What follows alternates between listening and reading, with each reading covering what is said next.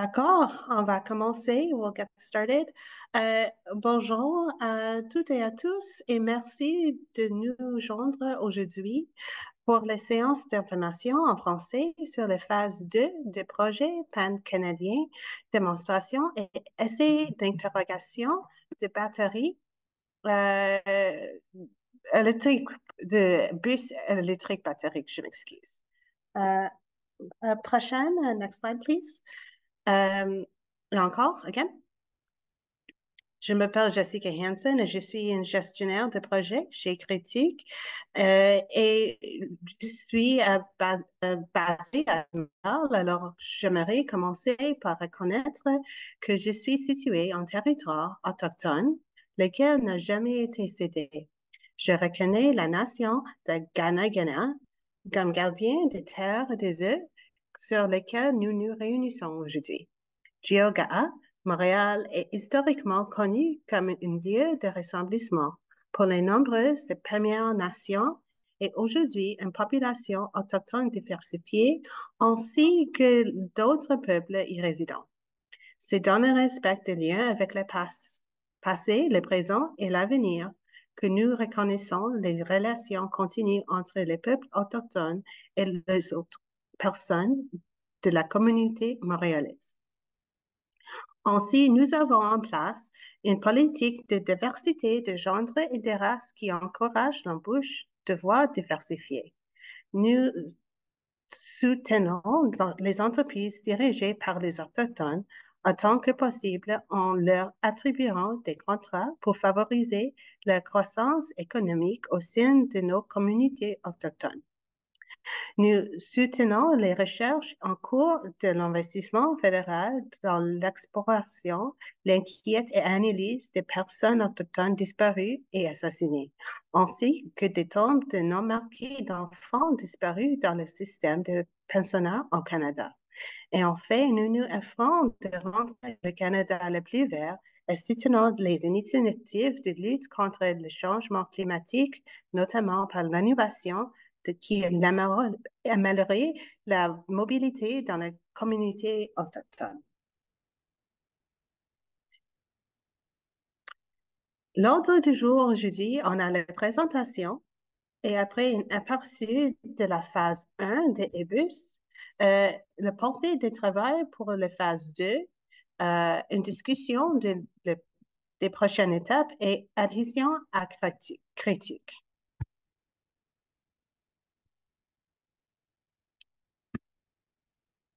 Pour les présentations, avec moi, mes collègues sont ici. On a Jess Smith, qui est responsable de la commercialisation et l'opération chez Critique.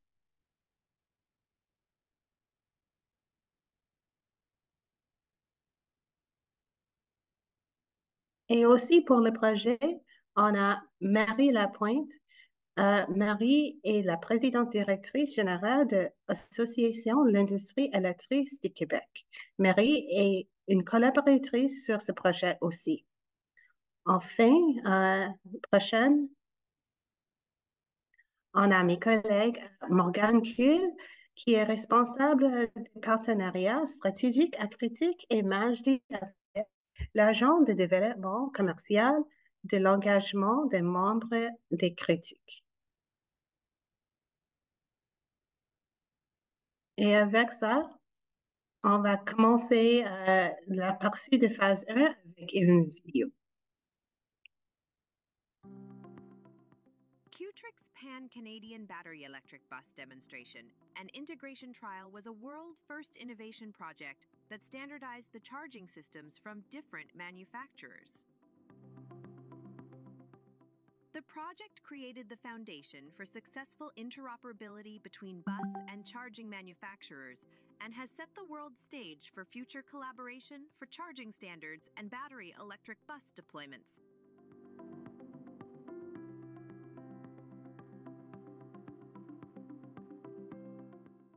Launched in 2016, the Pan-Canadian Battery Electric Bus Demonstration and Integration Trial used vehicles and infrastructure from New Flyer, Nova Bus, ABB, and Siemens to successfully deploy 18 buses and 7 chargers in Vancouver, Brampton, and York region.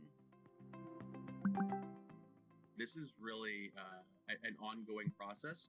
And so while we're really excited that all the stakeholders, including ourselves, are finally deploying zero-emission buses at scale and we're finally reaching that critical mass, this is still very much a learning experience, and we're happy to be with our customers and with other stakeholders along the way to make sure that we get the best product and that we get to net zero. During the course of the trial, transit agencies saw a total savings of 2,341 tons of carbon, equivalent to 263,400 gallons of consumed gas. But on these pieces of new technology that we're bringing into operations that are new for some of these suppliers to bring out to the market, this ecosystem that we created through the eBus pilot has been really helpful for us to establish even stronger relationships, because we're both in it for long-term success.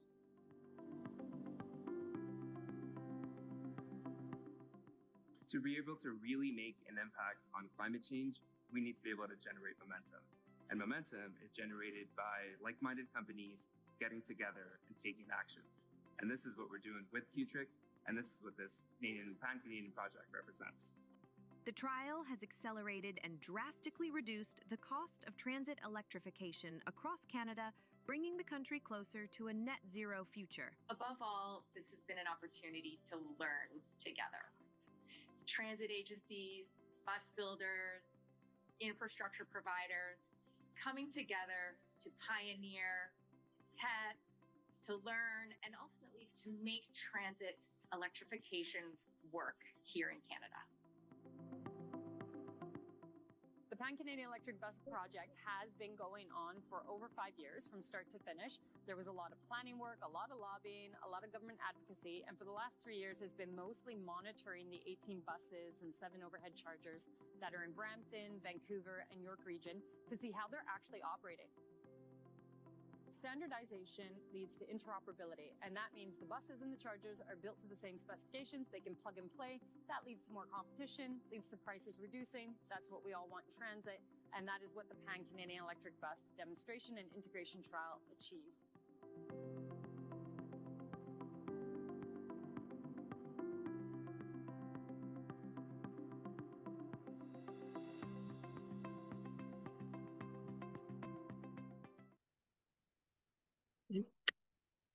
Merci pour la vidéo.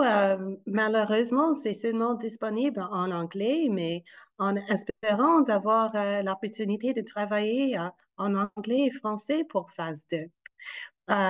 Au sujet de phase 1, ce projet a été lancé publiquement en 2019, attirant l'attention des médias. Prochaine. Les partenaires de phase 1 sont Brampton Transit, York Region Transit et TransLink. Les fabricants impliqués dans ce projet étaient ABB, Siemens, New Flyer et Novabus, et nous étions bien sûr l'organisateur de tous les participants. L'engagement de tous ces partenaires du projet a été essentiel au succès, car ils ont travaillé main dans la main pour assurer que tous les problèmes soient résolus rapidement.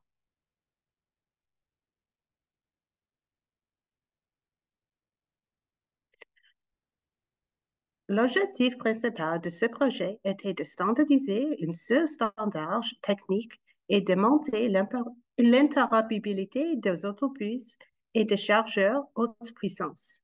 L'interopérabilité fait référence à la capacité des autobus et des chargeurs fabriqués par les différents producteurs à fonctionner ensemble de manière fluide et efficace, sans nécessiter de modifications ou de personnalisation supplémentaires. Ce projet a utilisé le protocole Upcharge développé par le Volvo Group en Europe, qui était partagé en open source et modifié pour le déploiement en Amérique du Nord. Il est passé de l'Upcharge au G3 3.1.05 et critique a fait partie du comité de normalisation de J3.1.05 avec the Society of Automotive Engineers fournissait des données et de l'information. La normalisation n'est plus un problème aujourd'hui car ce projet l'a résolu.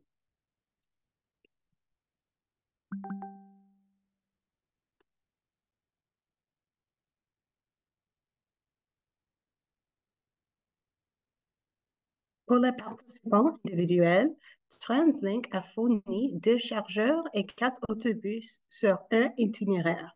York Region Transit a eu un chargeur et 6 autobus au lancement. Tout au long du projet, ils ont ajouté 6 autobus supplémentaires à analyse empirique, ce qui démontre le succès du projet. Ils ont commencé avec 2 itinéraires et sont passés à 20 itinéraires. Et finalement, Brampton Transit, 4 chargeurs et 8 autobus sur 2 itinéraires.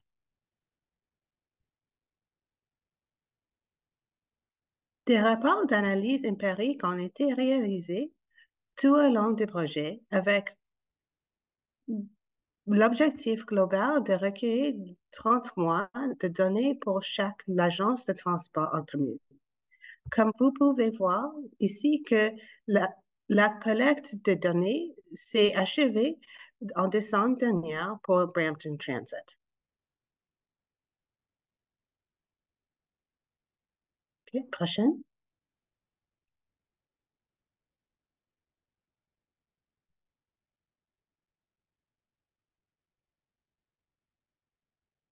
Oh, sorry, can we go back? Reculer, s'il vous plaît.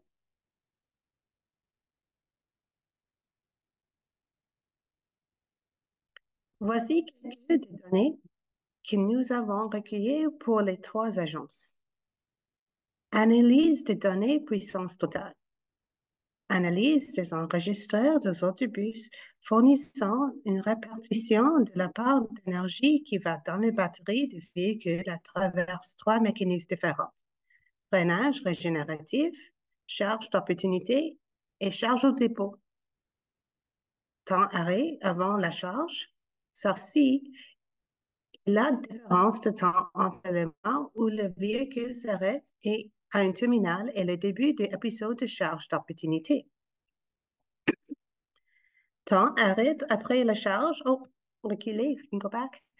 Temps de charge d'arrêt après la charge, c'est la différence de temps entre la fin d'épisode de charge d'opportunité et le moment où le véhicule recommence à se déplacer.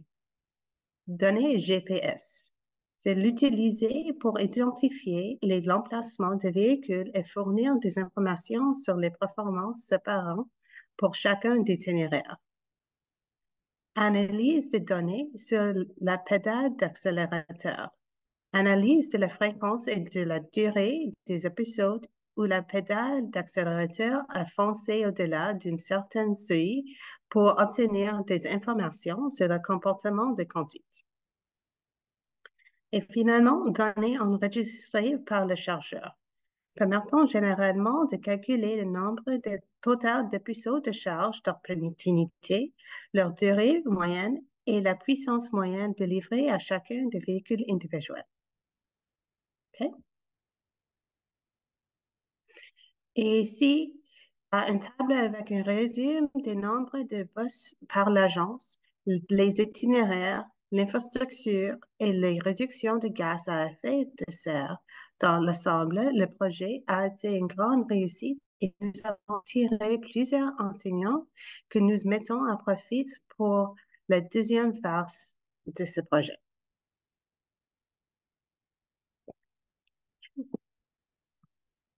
Et maintenant, on discute de travail pour phase 2.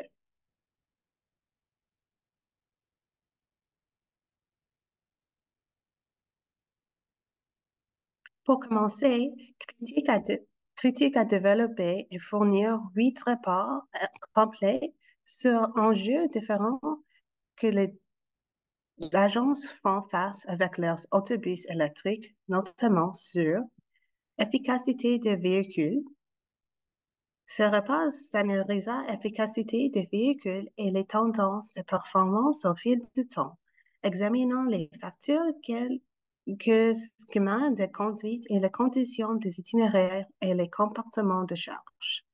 Étudiera également les problèmes d'interopérabilité des chargeurs, mettant en lumière les défis et les proposant des solutions potentielles pour rationaliser les procédures de charge et améliorer l'efficacité globale. L'opportunité de recyclage des batteries. Ce rapport explora les opportunités émergentes et les défis liés au recyclage des batteries dans les autobus électriques. Il abordera les méthodes de recyclage existant, les technologies et les cadres réglementaires. Le rapport proposera des perspectives sur les pratiques de disposition durable et les initiatives de recyclage et les partenariats potentiels, fournissant aux agences de transport des recommandations pratiques pour naviguer dans le paysage complexe de recyclage de batteries. Gestion thermatique. Ce rapport examina les mesures et stratégies proactives mises en place pour les fabricants pour atténuer les risques liés à la gestion thermatique dans les flottes d'autobus électriques. Il met en avant les meilleures pratiques et technologies émergentes en gestion thermatique, y compris les systèmes avancés de refroidissement des batteries, l'isolation thermatique et les mécanismes de surveillance de la température. Le rapport analysera également le rôle critique de l'installation dans la prévention des événements thermatiques et la limitation des dommages potentiels. Il fournira des informations précieuses sur les besoins d'infrastructures tels que la ventilation adéquate et les systèmes de suppression de l'incendie. Résolution des barrières déportées. Ce rapport passera à revenir les stratégies visant à surmonter les barrières de portée dans les opérations des autobus électriques. Il explora les méthodes pour optimiser la portée tout en misant l'utilisation de la batterie. En examinant les facteurs influençant la portée, le rapport offrira aux agences de transport les insights pratiques pour naviguer efficacement les défis liés à la portée. Aussi, les recommandations en cybersécurité. Ce rapport proposera les recommandations cybersécurité spécifiquement conçues pour flotter l'autobus électrique, en examinant les mesures de cybersécurité existantes et en identifiant les vulnérabilités potentielles. Le rapport fournira aux agences de transport des conseils pour renforcer leur défense contre les menaces informatiques. Soutien à l'opération étendue. Ce rapport se contactera sur la comparaison des besoins en maintenance de BEB et de chargeurs par rapport à lieu homologue des îles visant à fournir aux agences de transport aperçus sur les implications optionnelles de la transition vers les flottes électriques. Le rapport examinera les considérations de maintenance unique au BEB, telles que la surveillance de la santé des batteries, de l'inspection des systèmes électriques et les mises à jour logicielles. Il analysera également les exigences de maintenance des chargeurs, tels que les programmes de maintenance préventive. Aussi, les pantographes en dépôt. Ce rapport examinera le système de charge par pantographe en dépôt, analysera les normes et les protocoles existants en discutant du poids et du facteur de charge des taux. Il offrira aux agences de transport des aperçus pratiques pour optimiser les opérations de charge au sein de l'installation de dépôt. Et enfin, intégration véhicule-réseau. Ce rapport se concentra sur l'interrogation de la technologie V2G au sein des flottées l'autobus électrique. Il explorera le potentiel de système V2G pour améliorer la flexibilité et la résilience des opérations en transport et en utilisant les flux bidirectionnels d'énergie entre les véhicules et les réseaux. Le rapport approfondira les aspects techniques de l'instruction V2G, y compris les protocoles de communication véhicule, réseau, les algorithmes de charge intelligents et les mécanismes d'interaction avec le réseau. OK, prochaine. Next. En parallèle, SIG va aussi conduire les analyses empiriques sur les autobus électriques des agences participantes du projet en utilisant notre outil Cloud Transit. Notre outil empirique Cloud Transit, analyse empirique des agences de transport en commun, réaliser une analyse empirique des BEB et des chargeurs sur le site de propriété d'actifs au sein des agences de transport en commun est essentiel pour la planification de la faisabilité et l'implémentation future. Cette analyse propose jusqu'aux agents participants permet de comparer avec les travaux l'intérieur réalisé par critique, confirmant si la performance actuelle est conforme aux attendants. En évaluant la performance des BEB et des chargeurs par rapport aux benchmarks établis, y compris des métriques telles que la distance parcours, la consommation d'énergie, le temps opérationnel, les données sur l'épisode de charger, les planificateurs peuvent assurer que le projet progresse efficacement et atteint les résultats prévus. Deuxième, c'est la dégradation. Cette analyse étudie la dégradation des batteries au fil du temps sous différentes conditions, ce qui est crucial pour comprendre l'intérêt de la vie et la performance des batteries dans les véhicules électriques. Cette section inclura une analyse de la santé des batteries au fil du temps, y compris l'impact de la température environnementale et l'âge de batterie. Troisième, efficacité de la conversion du groupe motopropulseur diesel à électrique. Cette analyse compare l'autobus électrique convié à la performance de BEB de 40 pieds construits spécialement. Comprendre les avantages potentiels et les défis de ce type de technologie est important pour les agences évaluant les technologies à poursuivre. Et finalement, répertoire est donné. Établir un répertoire régional complet pour les actifs de transport public zéro émission joue un rôle clé dans la planification de la faisabilité et de l'implémentation future. Cette initiative facilite l'interrogation de données de transport diversifiées dans une plateforme centralisée permettant l'analyse, comparant et la collaboration entre les flottes publiques et les agences de transport. On fournit un partage de données en temps réel sur les métriques de performance de techniques ZEB, y compris les autobus électriques, hydrogène et RNG. Ce répertoire soutient la prise de décision éclairée et accélère la décarbonisation des flottes publiques à travers le Canada. Next. Enfin, cette diapositive montre les rapports sont remis en parallèle à analyser empirique tout au long du calendrier du projet. Depuis, il y a des réunions trimestrielles du comité de pilotage des projets pour discuter des résultats.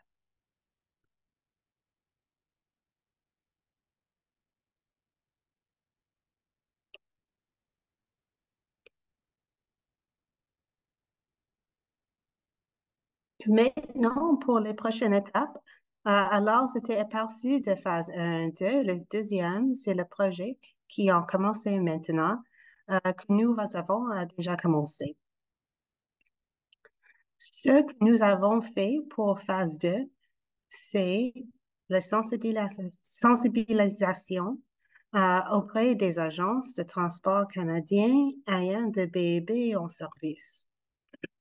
Les séances de consultation avec les membres intéressés à rejoindre le projet, la collaboration avec AEIQ pour élargir la portée au Québec et la planification des réunions individuelles avec les agences de transport intéressées, les réactions et exécutions périmètres des travaux du projet, et enfin les réunions de partenaires de projets intéressés. Next. Bon. Surtout à savoir, c'est que vous êtes libre de rejoindre ce projet maintenant dans le cadre de votre adhésion à Critique, si vous êtes un membre de Critique. Une fois que le projet est lancé, il y aurait coût pour y adhérer dès 1 de l'octobre, même si vous êtes un membre de Critique. Le projet sera à 8 clos, alors que vous aurez accès aux résultats avant le reste des membres de Critique. Maintenant, on parle d'adhésion à Critique avec Majdi et Morgane. Merci. Parfait, parfait. Merci, Jessica. Et bonjour tout le monde. À nouveau, c'est Morgane Keul. Je suis responsable des partenariats stratégiques chez Critique. Je suis aussi basée à Montréal. Mais normalement, c'est Najdi qui parle à propos des activités en lien avec l'adhésion à Critique. Mais aujourd'hui, c'est moi. Alors, je vais déjà sur la bonne diapo. Premièrement, il est important de mentionner que Critique compte 8 catégories d'adhésion, ce qui concerne ici, vous pouvez voir les agences de transport ou systèmes de transport en commun. C'est absolument la raison pour laquelle nous faisons tout cela, tout nos travaux, nos projets. On a aussi plusieurs opérateurs de transport en commun. Ils soutiennent les agences de transport en commun, bien sûr. On a des compagnies d'industrie et les fabricants aussi. Cela va des startups jusqu'aux entreprises internationales et les plus grandes entreprises. On a aussi des membres qui viennent des boîtes de conseil et de construction. Alors, ils peuvent s'engager directement dans les propositions de projets commerciaux de Critique, les activités de financement et le développement de projets. On a aussi des services publics. Ils peuvent rejoindre des projets, mais aussi on a le comité de fournisseurs d'énergie, dont je vais parler un peu plus tard. Et on a aussi des organisations gouvernementales, cela peut être des municipales, provinciales ou fédérales. Puis, on a aussi un milieu académique. Alors, on a les universités, les collèges et les instituts de recherche qui font partie de notre membership base à Critique. Et puis, enfin, on a des organismes à but non lucratif comme nous, que nous avons des accords avec des autres organisations pour bénéficier davantage réciproques. Et on a qui inclut quelques-uns au Québec, comme Propulsion Québec, bien sûr, dont vous probablement savez, et aussi la TUC. La prochaine, Majdi. Ouais, prochaine diapo, s'il te plaît. Les membres de Critique, ils peuvent bénéficier d'un accès complet aux réunions réservées aux membres, au comité à bus à zéro émission et au comité des fournisseurs d'énergie. Alors, dans ça, il y a des opportunités de prise de parole, de présentation de nouveaux membres et mise en avant des membres. Vous avez aussi la première offre sur les opportunités de parrainage et une promotion exclusive sur ça. On a aussi la possibilité de co-soumissionner sur les demandes de propositions de conseils. On donne aussi l'accès à la série de connaissances, dont je vais parler un peu plus après cette diapo. Il y a des rédactions pour les conférences de Critique. Il y a l'opportunité de participer à la formation des messages du plaidoiement, du lobbying de Critique. Puis Critique aussi, on facilite l'exposition à des représentants gouvernementaux clés. Les membres aussi, ils peuvent accéder aussi à un programme de gestion de haute qualité pour le développement et le lancement réussi de projets de démonstration.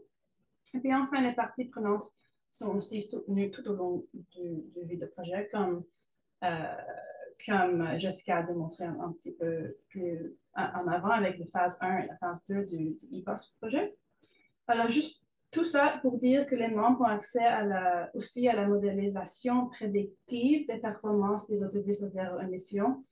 Alors, il y a aussi la validation empirique, comme on a déjà parlé, au revue de littérature. Ça, c'est inclus dans les projets à la recherche de marché et la préparation de propositions de financement.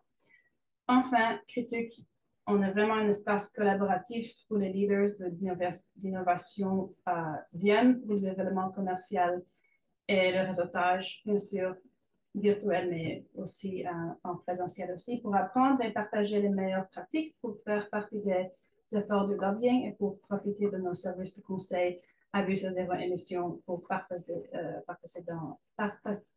dans ce projet. Prochaine diapo, s'il te plaît. Je voulais aussi mentionner que les chercheurs de Critique publient aussi une série de connaissances. Alors, notre dernier rapport inclut une collaboration avec la Banque d'infrastructure du Canada.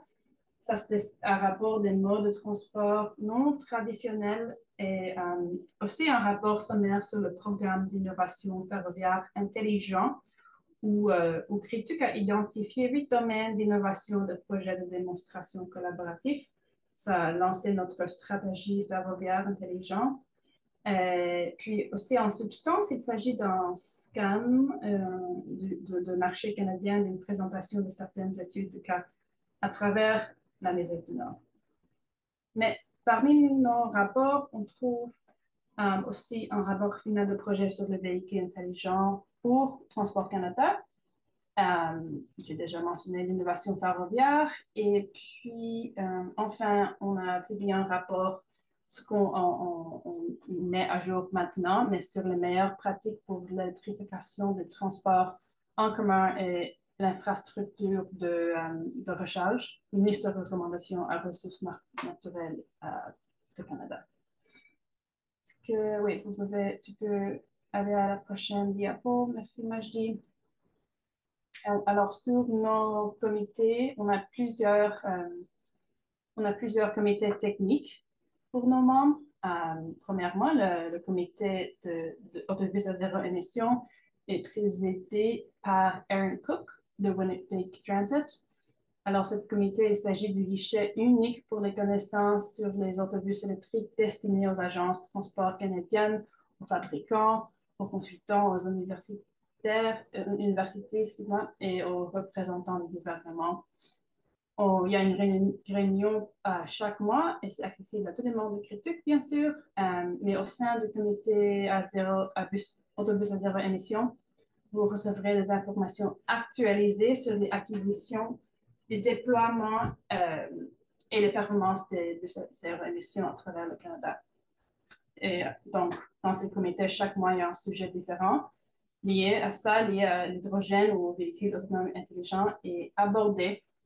Et les membres peuvent présenter des études de cas, des défis, des innovations, des nouvelles solutions. Et nous partageons également les meilleures pratiques et les leçons apprises dans ces comités. Prochaine diapo.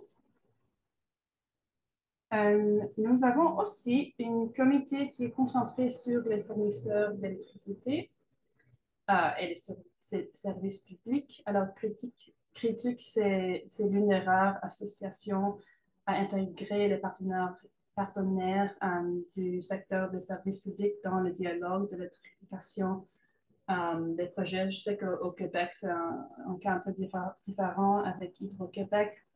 Ils sont très impliqués dans ce processus, bien sûr, mais dans les autres provinces du Canada, c'est bien utile parce que l'objectif de ce comité est de créer un forum national pour les membres du CRITUC afin de partager des informations et des données actualisées concernant le leadership dans le secteur des services publics, les expérimentations, les projets pilotes, ainsi que les succès, les échecs réglementaires liés au déploiement du système de bus à zéro émission et la tarification et l'approvisionnement en électricité et en hydrogène. Oui, tu peux aller à la prochaine diapo, s'il te plaît. Je voulais juste aussi mentionner que notre scientifique Desmond, notre scientifique social, collecte des données sur les autobus à zéro émission. Donc, ça inclut les autobus électriques à pile combustible aussi, les bus au GNC, pour essentiellement créer une base de données canadienne sur les autobus à zéro émission. Alors, ça, c'est l'ensemble de la base de données autobus à zéro émission. Cette base est destinée à être un outil pour suivre l'état de l'électrification des transports en commun au Canada en mettant en évidence les étapes d'adoption de la technologie des bus à zéro émission, depuis jusqu'à la déclaration d'intention jusqu'à l'achat, en passant par l'acquisition et aussi le déploiement sur les routes. Actuellement, il n'existe pas de source complète et fiable d'informations sur les données autobus à zéro émission dans le pays. Alors, c'est très utile pour nos membres, la base de données ici. Et puis, tu peux passer à la prochaine diapo, merci. Voici, vous pouvez voir la collecte de données pour 2024 est en cours depuis mai 2024. Cette diapo vous donne une idée du type d'informations que nous partageons avec nos membres lors des réunions du comité autobus à zéro émission, par exemple. Prochaine diapo. Alors, pour notre service de plaidoyer auprès du gouvernement, premièrement, nous sommes bien sûr conscients que la province du Québec dispose d'une structure de financement unique pour les grands projets d'infrastructure, des projets de transport en commun, et que le gouvernement québécois a souvent un accord clair avec le gouvernement fédéral concernant l'accès aux fonds. Je vais simplement partager quelques mots ici pour mettre en avant le travail de lobbying et de relations gouvernementales que mène CRITUC avec les autres provinces et le gouvernement fédéral, et mentionner bien sûr que nous sommes ouverts à renforcer notre engagement avec les acteurs québécois dans ce domaine. Mais généralement, en tant que membre de CRITUC, vous bénéficierez de nos efforts de plaidoyer proactifs qui sont conçus pour amplifier votre voix et votre influence au gouvernement fédéral, surtout. Mais on offre des accès stratégiques aux décideurs aussi au niveau fédéral, bien sûr, mais aussi provincial et municipal, comme j'ai mentionné. Mais grâce à des réunions ciblées, vous aurez l'occasion de vous engager directement avec des personnalités influentes du gouvernement, et nous invitons activement nos membres à participer à des discussions cruciales. Puis, deuxièmement, vous pouvez jouer un rôle dans l'élaboration des messages de plaidoyer de CRITUC. Nous apprécions toujours votre contribution à l'élaboration de nos messages de lobbying annuels et trimestriels, y compris le plan 6 points de CRITUC, en veillant à ce que nos points de vue soient reflétés dans vos positions politiques et nos efforts de plaidoyer à tous les niveaux du gouvernement. Encore, je sais que c'est un processus différent au Québec, mais je voulais juste mentionner que ça, c'est des offres qu'on peut donner à nos membres en Ontario, en Colombie-Britannique, en Manitoba et tout ça aussi. Et puis, pour terminer, Magie, tu peux aller à la prochaine diapo. Ouais, Enfin, je voudrais terminer en vous invitant tous à venir nous rejoindre à Burlington, Ontario, en octobre pour notre conférence annuelle. Je sais que la conférence de l'APTUC a lieu au même temps, dans la semaine du 21, 22, 23. Donc, je comprends si cela puisse être plus pertinent pour vous, mais je me suis dit que j'allais le mentionner ici pour que vous puissiez au moins voir ce que nous préparons.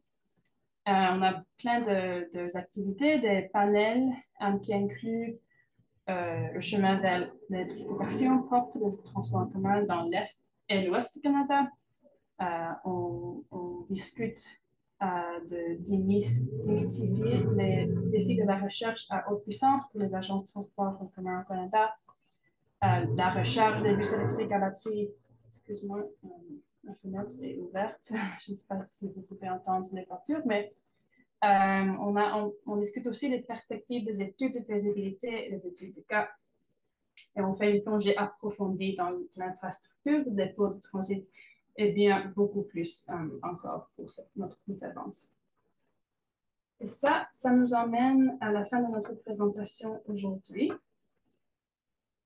Merci Majdi et merci tout le monde. Je sais qu'on avait une audience un peu intime aujourd'hui, mais c'est bon.